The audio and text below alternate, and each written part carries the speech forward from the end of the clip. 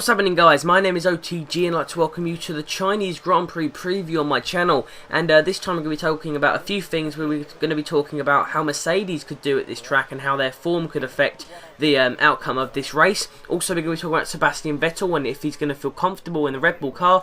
And as well, we're going to talk about general teams that will show their show good in this track, and maybe some shocks that you might see in this race coming up on the weekend of the 12th of April to the 14th of April, which is this coming weekend. So, this race has always been an interesting one. Last year we had the Mercedes team get their first win since their return as the Silver Arrows, and I think we all really liked to see Nico Rosberg do really well here, and the car seemed to suit this track. Now this year I think Nico Rosberg will have a chance of getting up there, but if it's going to be either one of them, it will be Lewis Hamilton, and I would say Lewis Hamilton has definitely got a chance of going ahead and winning this race purely because he has got pace, and you've never really seen Lewis Hamilton show it here, and this sort of track isn't Lewis Hamilton's favourite.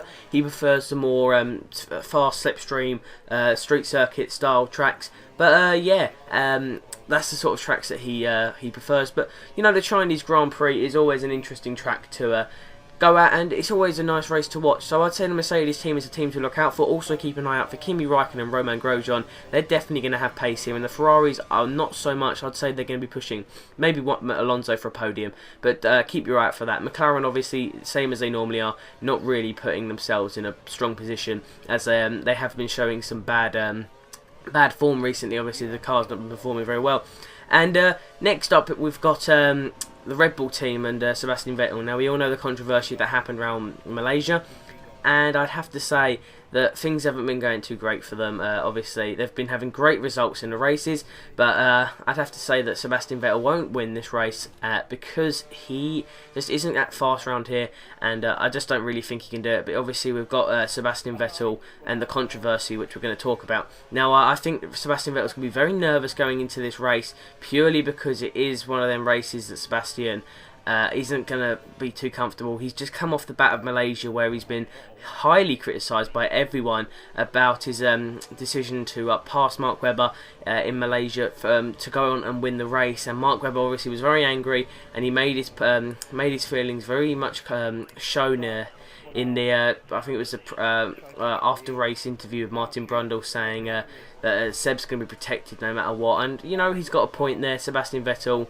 not always he's the golden boy of the blue-eyed boy, we'll call him. That's the phrase, the blue-eyed boy of Red Bull Racing, and you can see why. He's obviously won them 3 World Championships. If you had someone who can win you 3 World Championships, you're going to take his side no matter what. So I obviously feel for Mark Webber, but you've got to take it on the chin and you've got to get on with it.